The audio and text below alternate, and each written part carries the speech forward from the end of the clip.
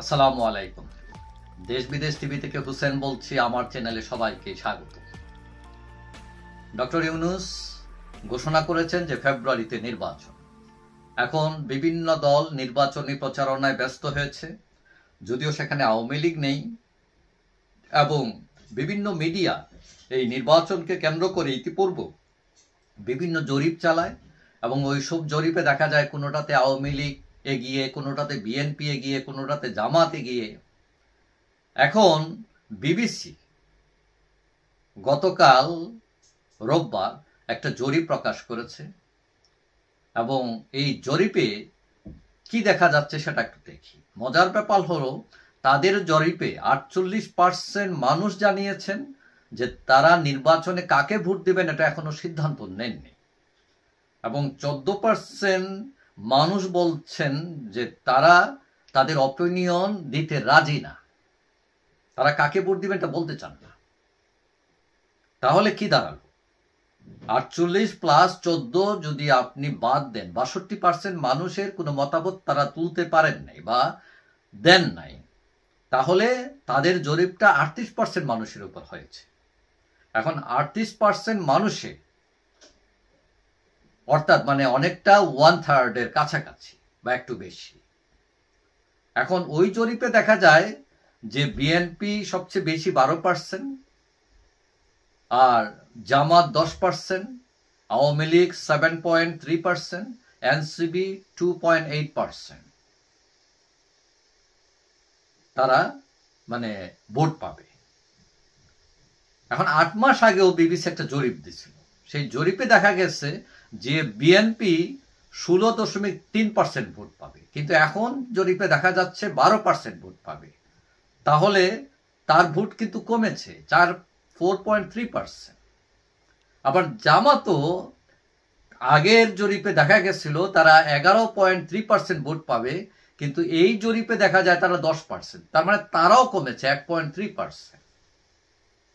শুধু এনসিপি তাদের কিছুটা বেড়েছে, তাদের আগে ছিল জরিপে 2% ভোট, এখন সেটা বেড়ে 2.8% হয়েছে, মানে 0.8% তাদের বেড়েছে। এখন তরুণদের যারা 27 বছরের নিচে, এই তরুণদের মধ্যে দেখা যায় বিবিসির জরিপ অনুযায়ী সবচেয়ে জনপ্রিয় দল হচ্ছে জামাত। তাদের 12% জনপ্রিয়তা তরুণদের কাছে, বিএনপি 9%, আওয়ামী লীগ 7%। আর 50 বছরের ঊর্ধ্বে যারা, সেখানে দেখা যায় বিএনপি জনপ্রিয় বেশি, তারা 16%, জামাত 9%, আওয়ামী লীগ 7%, এনসিপি 4%। এখন এই যে জরিপ আবার এটাও দেখাচ্ছে যে যারা লেখাপড়া জানেন না, অশিক্ষিত, তাদের মধ্যে বিএনপি সবচেয়ে বেশি জনপ্রিয় 14%, জামাত 9%, আওয়ামী লীগ 7%, এনসিপি 2%। এখন এই জরিপ বলছে যে নির্বাচন সুষ্ঠু হবে কি হবে না, তাতে 70% মানুষ বলছেন হবে, আর 15% বলছেন সুষ্ঠু নির্বাচন হবে না। এখন এই যে জরিপে দেখা যাচ্ছে বিএনপি জামাত মানে হাড্ডাহাড্ডি লড়াই, বিএনপি 12%, জামাত 10%, অর্থাৎ জামাতের ব্যাপক উত্থান করেছে। এখন আপনি যদি এই হিসাবে করেন, তাহলে জামাত এনসিপি জোট তাদের হয়ে যায় 10 প্লাস 2.8, 12.8%, আর বিএনপি থাকে 12%। তাহলে তো দেখা যায় জামাত জোট এগিয়ে। সেখানে আবার ইসলামী আন্দোলন, অন্য দল আছে, আবার বিএনপির সাথে কিছু দল আছে, কিন্তু এগুলো ছোটখাটো দল, এদের ভোট তেমন নাই। অর্থাৎ এখানে দেখা যায় জামাত জোট এগিয়ে বিএনপির চেয়ে, অর্থাৎ জামাত এখন হুমকি বিএনপির জন্য। এখন এই যে হিসাবে দেখা যায় যে বিএনপি আগায়া একক দল হিসাবে, দ্বিতীয় জামাত, এরপরে আওয়ামী লীগ।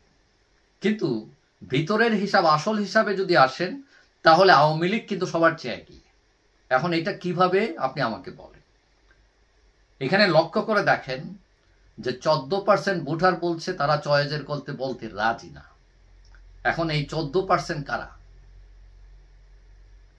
এই পর 14%-এর বেশি হচ্ছে আওয়ামী লীগের লোক।